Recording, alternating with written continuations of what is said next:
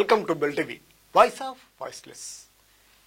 తెలంగాణ రాష్ట్రంలోనే అతిపెద్ద mega project, ఎంతో ప్రతిష్టాత్మకంగా తెలంగాణ ప్రభుత్వం నిర్మాణం చేసినటువంటి యాదాద్రి పవర్ ప్లాంట్ వల్ల స్థానికులకు తీవ్రమైనటువంటి అన్యాయం జరుగుతుందనే చర్చ ఒకవైపు జరుగుతూ ఉంది. సుమారు 4,000 ఎకరాల పరిధిలో వేల కోట్ల రూపాయలతో నిర్మితమైనటువంటి ఈ ప్రాజెక్ట్ యాదాద్రి పవర్ ప్లాంట్ ఇక స్థానికులకు మాత్రం నిరాశ నిస్పృహలనే మిగులుస్తుంది.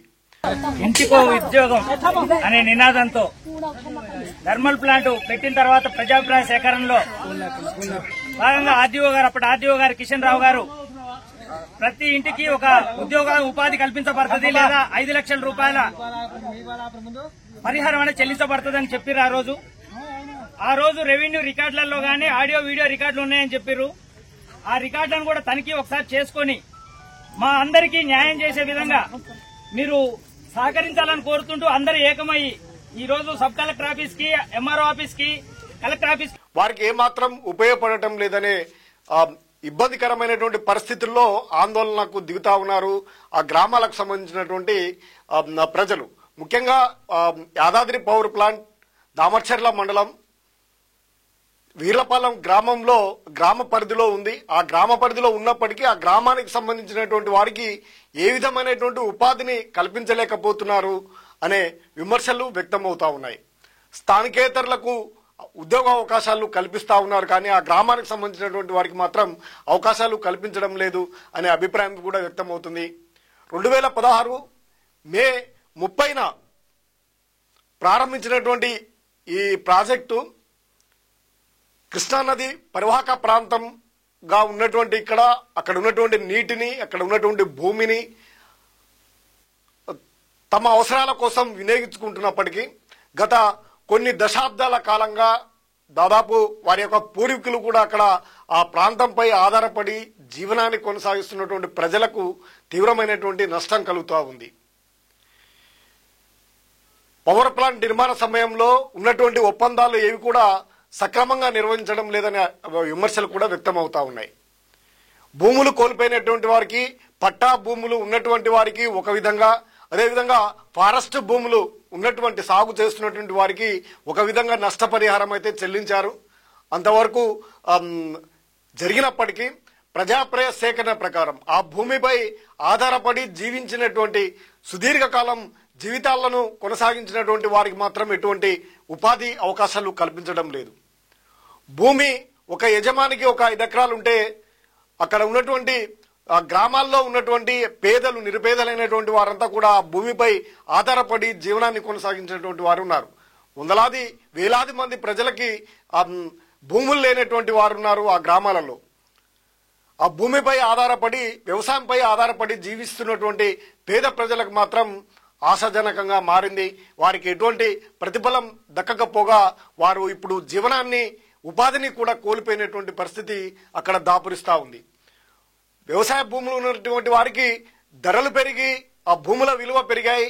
అక్కడ ప్రాజెక్టు నిర్మాణం ఉన్నటువంటి స్థలంలో వారికి కొంత పరిహారం అయితే దక్కింది, కానీ ఆ భూమిపై ఆధారపడి జీవించినటువంటి ప్రజలకి, పేద ప్రజలకు మాత్రం ఇప్పుడు తీవ్రమైనటువంటి అన్యాయం జరిగింది.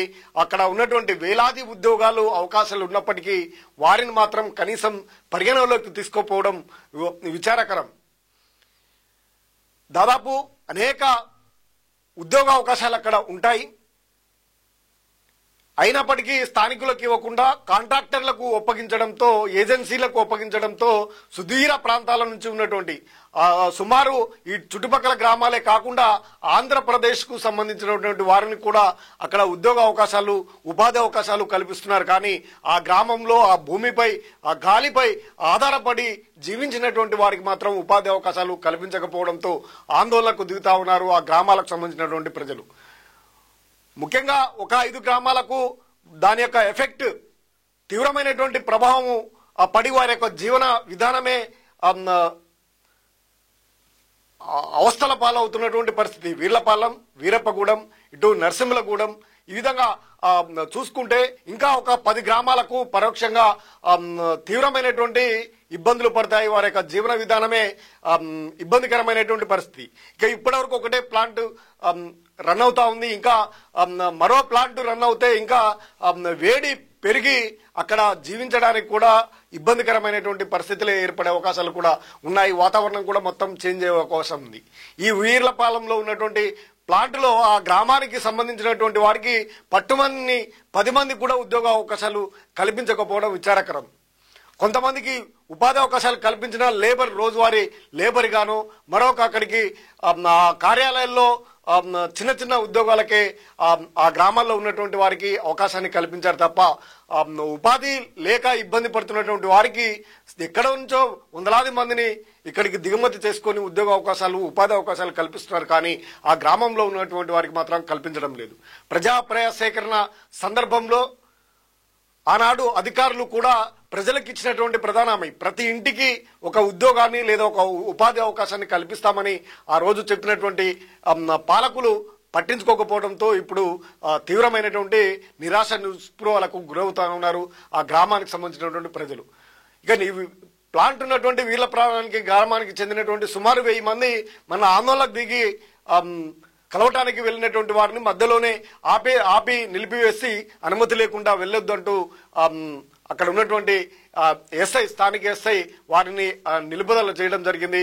మాత్రం ఇప్పుడు అమరావతిలో భూములు కోల్పోయినటువంటి రాష్ట్ర రాజధాని ఏపీలో రాజధాని నిర్మించినటువంటి వారికి భూములు కోల్పోయినటువంటి వారికి పరిహారం చెల్లించగా భూమిపై ఆధారపడి జీవిస్తున్నటువంటి పేదలకు మాత్రం 5,000 రూపాయల పెన్షన్ ఇవ్వడానికి జీవోను ఇచ్చారు. మరి భారతదేశంలోనే అందరికీ అదే వర్తిస్తుంది కాబట్టి ఇక్కడ భూమిపై ఆధారపడి జీవించినటువంటి వారికి కూడా పెన్షన్ లేదా ఉపాధి అవకాశాలు అక్కడే కల్పించాలని డిమాండ్ చేస్తా ఉన్నారు ఆ గ్రామ ప్రజలు.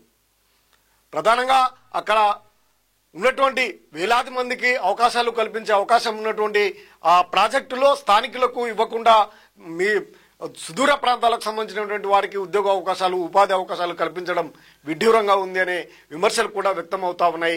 ప్రభుత్వ అధికారులు అక్కడ కాంట్రాక్టర్లు కూడా అక్కడ చూస్తే ఈ ప్రాంతానికి సంబంధించినటువంటి కాంట్రాక్టర్లు ఎవరు కనపడరు.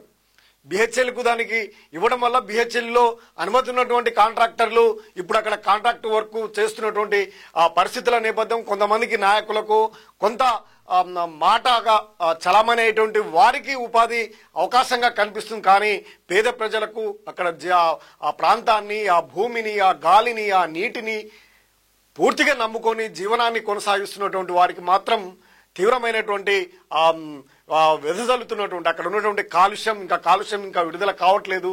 ఇక వేడి ఇవన్నీ దాని నుంచి దుష్ఫలితాలు మాత్రమే ఆ గ్రామంలో ఉన్నటువంటి పేద ప్రజలకు అందుతుందనే విమర్శలు కూడా వ్యక్తం అవుతున్నాయి. అందుకే తక్షణమే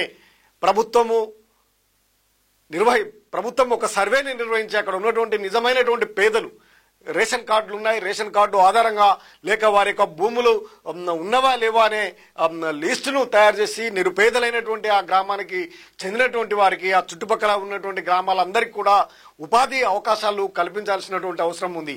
ఎందుకంటే పెద్ద ప్రాజెక్టు 1,000 కోట్ల రూపాయలతో నిర్మితమవుతున్నటువంటి ప్రాజెక్టుకు అక్కడ ఉన్నటువంటి ఆ ప్రాంతంలో ఉంటూ ఆ ప్రాజెక్టు యొక్క ఎఫెక్ట్తో ఇబ్బంది పడుతున్నటువంటి గ్రామ ప్రజలకి గ్రామస్తులకు అందరికీ కూడా ఉద్యోగ అవకాశాలు ఉపాధి అవకాశాలు కల్పించాల్సినటువంటి బాధ్యత అవసరము ఈ ప్రాంతానికి సంబంధించినటువంటి ప్రజాప్రతినిధులపై అధికారులపై ఉంది. అందుకే తక్షణమే వెంటనే వారితో చర్చించి వారి యొక్క మనోవేదనను వారికి కలుగుతున్నటువంటి ఇబ్బందిని కూడా గుర్తించాలి. ముఖ్యంగా అక్కడ గిరిజన ప్రాంతం అది పూర్తిగా గిరిజనులు తీవ్రమైనటువంటి ఇబ్బంది పడుతున్నటువంటి పేద ప్రజలు ఎంతో మంది ఉన్నారు.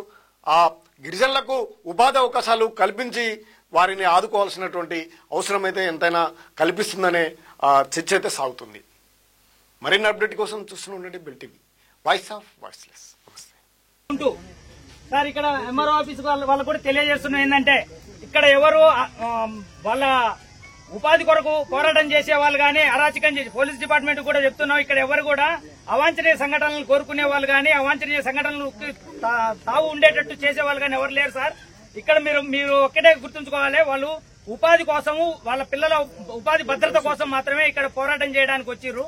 కానీ దాన్ని ఒకళ్ళిద్దరు అరాచకవాదులు ఎవరైనా ఉంటే మీరు దాన్ని కనిపెట్టి దాన్ని పక్కకు తోలే విధంగా చూసి మాకు ఉపాధి భరోసా కల్పించే విధంగా అన్ని విధాలు మీరు కూడా రెవెన్యూ డిపార్ట్మెంట్ గానీ పోలీస్ డిపార్ట్మెంట్ గానీ సహకరించి పై అధికారులకు చేరవేసి మా బాధలన్నీ చేరవేసి మాకు ఉపాధి దొరికే విధంగా మీరు కూడా సహాయపడగలని కోరుకుంటున్నాను. ఎందుకు మొదలు పెట్టినామంటే మనకు ప్లాంట్ నిర్మాణం టైంలో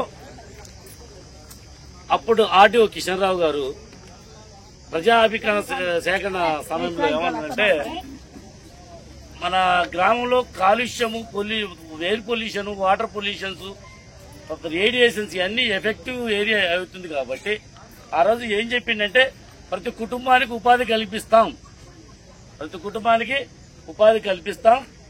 మరియు అర్హత లేని కుటుంబం ఉపాధి అర్హత కుటుంబానికి 5 లక్షల రూపాయలు ఇస్తామని చెప్పింది కాబట్టి ఇలా చెప్పి 10 సంవత్సరాలు దాటింది. ఇక అందరూ రిక్రూట్మెంట్ జరుగుతుంది. ఈ టైంలో మేము మాకు ఇంకా వాళ్ళు పలకరించే పరిస్థితి లేదు కాబట్టి మేము పోరాటం చేయకపోతే మాకు వచ్చే అవకాశాలు లేవు అనుకునే మేము శాంతియుతంగా పోరాటం చేద్దాం ఉద్దేశంతో ఈ